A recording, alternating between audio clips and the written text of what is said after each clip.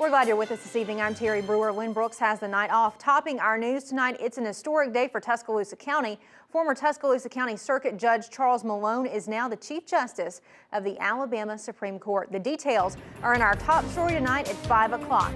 57-year-old Malone is a native of Tuscaloosa. He's a graduate of Tuscaloosa High School and the University of Alabama. In 2000, Chief Justice Malone was elected circuit judge in the 6th Judicial Circuit. He became Governor Robert Bentley's chief of staff earlier this year. Then Bentley appointed Malone to Chief Justice after former Chief Justice Sue Bell Cobb resigned. Today, Malone took the oath before a packed audience, including colleagues, family, and friends. Coming up on WVUA News at 6, hear from Chief Justice Malone on the significance of this day. After the April storms, some property owners around Tuscaloosa are wondering when they can start to rebuild and what regulations they'll have to follow. According to city officials, rebuilding can start at any time.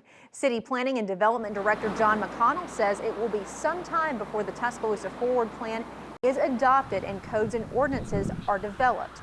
A broad plan for Tuscaloosa was introduced to the City Council today, but it will be up to the council to create ordinances and codes that are based on the Tuscaloosa Forward vision of the city. Mayor Walt Maddox says the plan is needed to help the city compete for additional federal aid and to continue the rebuilding process. Our current zoning ordinance is 1972 based, and it does not provide the flexibility for these business owners to get back into business because of small lots. Number two is that there's going to be a limited amount of federal funding that's going to be available.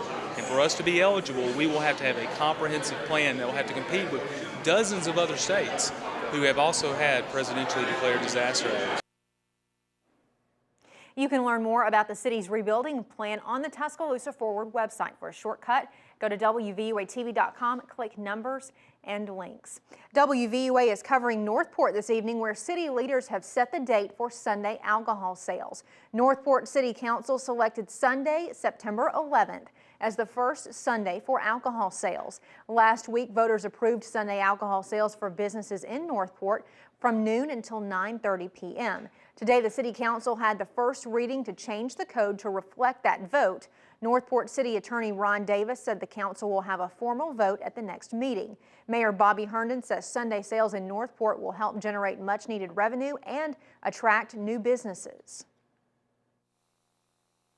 What this means in Northport is now we're on an equal footing with Tuscaloosa. Instead of Tuscaloosa getting all the major restaurants, we have incentives now. We have a reason that the major restaurants, major retail, want to come to Northport. The next City Council meeting is set for Tuesday after Labor Day. Well, Crimson Pride is growing bigger each day with just 4 days left until the official start of the football season. Here's a live look at Bryant-Denny Stadium from our WVUA tower camera. This Saturday, the Tide takes on Kent State. More than 100,000 people are expected to pack the University of Alabama campus, and when they arrive, they'll notice some changes around Tuscaloosa and on campus. Jenna Johnson with UA Game Day Operations says there are new rules about fans and golf carts, and Tuscaloosa Transportation Director Tara Tubbs says since the April tornado destroyed many familiar landmarks, crews have been busy getting street signs put back in place. Utilize MapQuest and that kind of thing that actually give you directions based off of street names.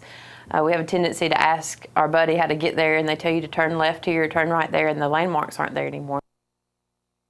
Because of fan safety, we've had a growing number of fans bring golf carts, and this year we are limiting golf carts on the roadways to the kind that are called street legal golf carts. For more on game day changes, just go to our website, WVUATV.com, click numbers and links, and look under the sports tab. On your Crime Watch, a Tuscaloosa County inmate is charged in a murder for hire scheme.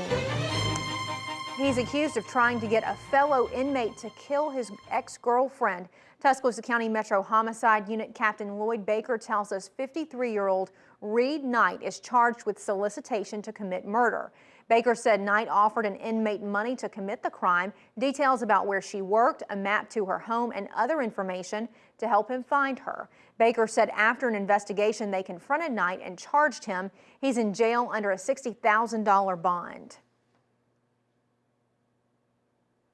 Hundreds of Head Start students in Tuscaloosa are getting brand new books to call their own today. The books were donated from the Reading is Fundamental program. They teamed up with Kiwanis Club and Macy's to help the children affected by this year's storms. 240 preschoolers each received 3 books. 3 nationally known authors spent time with the children. Vice President Judy Cheatham says books can help children recover from traumatic experiences. It's critical that books get back into the hands of little children, and that little children have an opportunity to have their lives return to normalcy.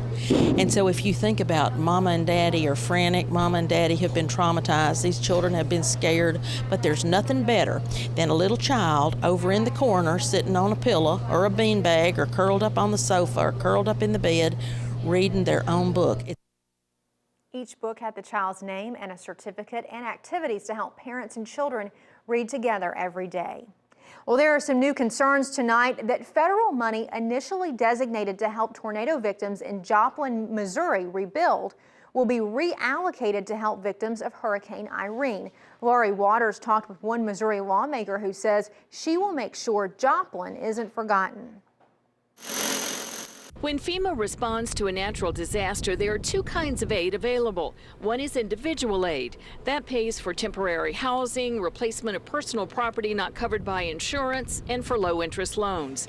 There is another kind, public assistance, which pays about 75% of the cost of rebuilding infrastructure, schools, and providing essential government functions. It is the second kind of aid that FEMA said it would interrupt in Joplin in order to provide immediate individual aid to hurricane victims. I now feel much better that the long-term projects that are being funded will be funded, and there won't be an interruption in that funding for Joplin.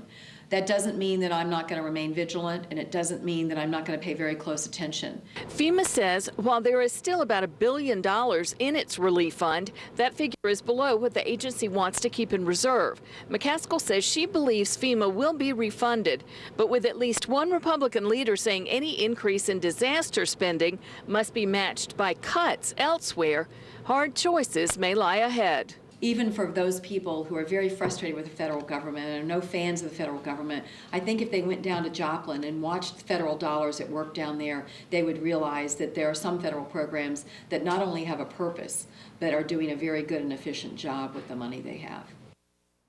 U.S. Homeland Security Secretary Janet Napolitano says people who qualified for individual assistance in Alabama from April's tornadoes will still get those funds from FEMA.